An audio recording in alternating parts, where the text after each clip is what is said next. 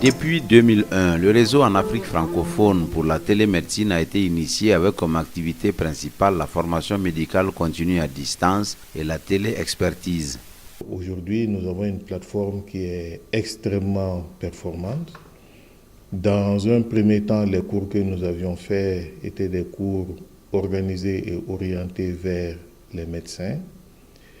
Et tous les 6 mois, nous faisons une planification et nous diffusons des informations dans les différents hôpitaux. Aujourd'hui, nous avons beaucoup d'hôpitaux qui effectivement suivent les cours.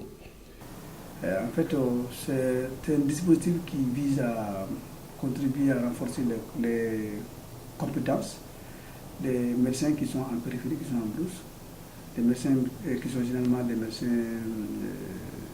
généralistes, et à renforcer les aptitudes dans le domaine de la gestion des problèmes d'ordre social, c'est-à-dire que des problèmes liés à la médecine en sexualité.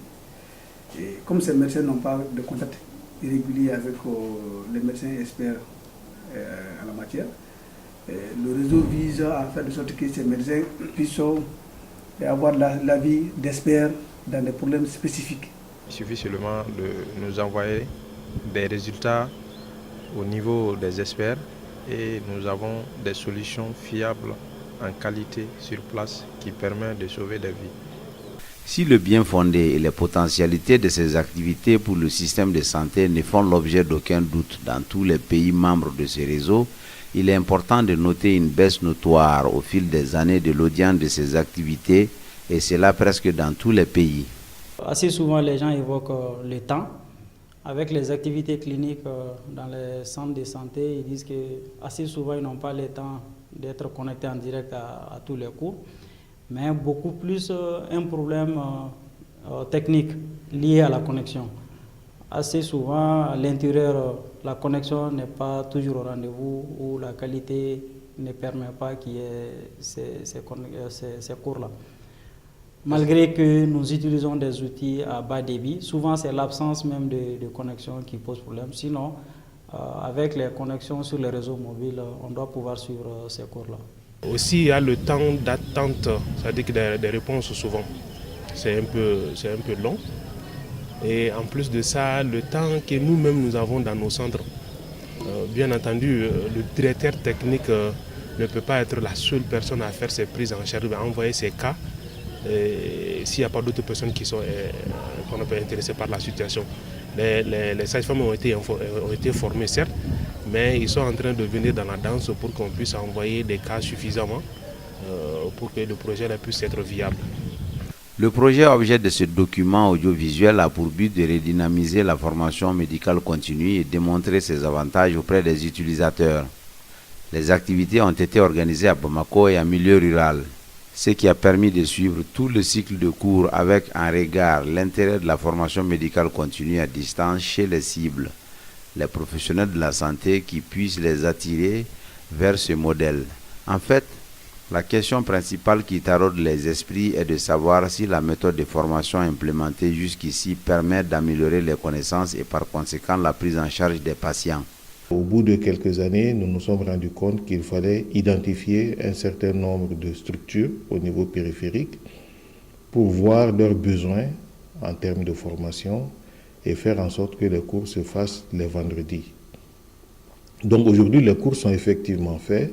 Au Mali, différentes approches ont été utilisées pour maintenir le dynamisme autour des activités de formation continue à distance et depuis plus d'1 an, la question sur le comment rendre plus dynamique ou attrayante ces activités est discutée lors de toutes les réunions hebdomadaires au Centre d'expertise et de recherche en télémédecine et e-santé CERTES, sans vraiment arriver à une recette magique. Pendant toute l'année, à chaque lundi, quand nous faisons nos réunions, nous évoquons la question et nous essayons d'organiser des discussions avec les bénéficiaires entre nous pour essayer de voir comment arriver à solutionner les problèmes évoqués. Pour tester ce programme et ses recommandations et démontrer les potentialités des activités de formation, une étude d'impact a été faite sur la connaissance et la prise en charge respectivement pour la formation médicale continue et la téléexpertise. Il n'y a pas de conclusion encore finale, mais les résultats préliminaires montrent en tout cas que les barrières sont plus organisationnelle et humaine que technique. Organisationnelle parce que les utilisateurs pensent qu'il y a des problèmes par rapport aux horaires du cours parce qu'ils sont en staff alors que les cours sont diffusés en temps universel. Humain parce qu'il manque souvent de ce qu'on appelle les champions locaux pour vraiment tirer ces activités dans différents pays. Humain aussi parce qu'il y a un manque d'intérêt surtout souvent des utilisateurs parce qu'ils aimeraient que les formations soient vraiment certifiantes, donc que ce soit évalué, que ça puisse leur donner des crédits. 2 jours de formation de mise à niveau sur les outils du RAFT ont été organisés à l'intention des participants à l'étude d'impact sur la formation médicale continue et la télé-expertise. Enfin, sur le plan de la dissémination, un atelier final de restitution des résultats de l'étude a été organisé et ces résultats ont fait l'objet de 2 thèses de fin d'études médicales avec la possibilité d'exploiter ces résultats, les mêmes résultats pour d'éventuelles publications scientifiques. Vu les résultats qu'on a eu avec ça, donc nous avons finalement, avec les autres membres du réseau, opté pour désormais aller vers ces formations thématiques qui vont nous permettre certainement de garder cette audience et d'augmenter l'intérêt des participants. Ce projet est pertinent au regard de la baisse d'audience et d'utilisation continue des activités de formation médicale continue et de télé-expertise au sein du RAFT. C'est de l'avis des utilisateurs, donc ils nous ont dit en tout cas dans 100% des cas que cette formation est nécessaire pour maintenir vraiment la qualité même du personnel de santé, même si la formation médicale continue n'est pas obligatoire dans nos pays, elle est quand même source de façon indéniable de qualité et les utilisateurs nous ont vraiment prouver cela en répondant dans 100% des cas que ces formations sont très utiles. Justement, le projet là a été utile. On peut le dire que ça a été utile parce que, comme je l'ai dit précédemment, il y a une diminution de la distance à parcourir. Mais aussi, il y a la formation continue. Pour nous autres, ça implique une diminution du nombre d'enfants qui décèdent. Et ça aussi contribue aussi à diminuer, bien sûr, aussi le nombre de décès si les femmes enceintes admises dans différentes structures de santé. Le diagnostic formel fait a abouti sur la proposition de nouvelles recommandations sur la base des besoins concrets et des avis recueillis auprès des utilisateurs. Nous avons fait des recommandations du point de vue technique aux partenaires. Il y a des logiciels qui sont en développement qu'il faut accélérer, dont il faut développer. Il faut accélérer, disons, le développement pour aller vers les versions Android. Ça permet à ce que chacun, à partir de son téléphone portable, puisse envoyer un certain nombre d'informations. Et l'autre chose, c'est de faire tout pour que ce travail qu'il y a soit étendu aux autres médecins du cercle.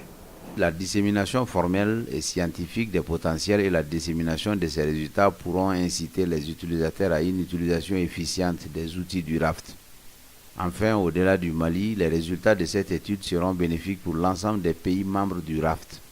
Selon moi, ce projet est plus qu'utile et c'est plus qu'intéressant. Parce que nous sommes dans un pays en voie de développement, on n'a pas assez de ressources.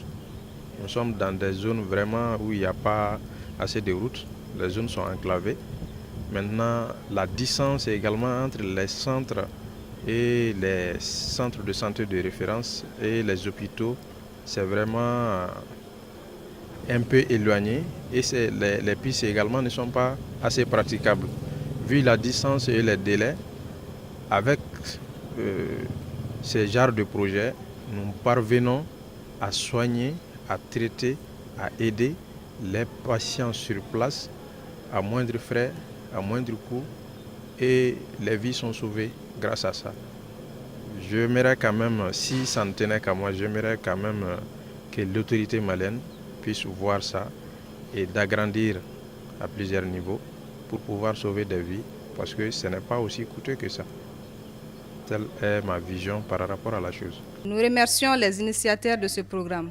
Vous savez, la médecine, c'est la formation et une formation continue. Un médecin doit toujours lire, apprendre et se former.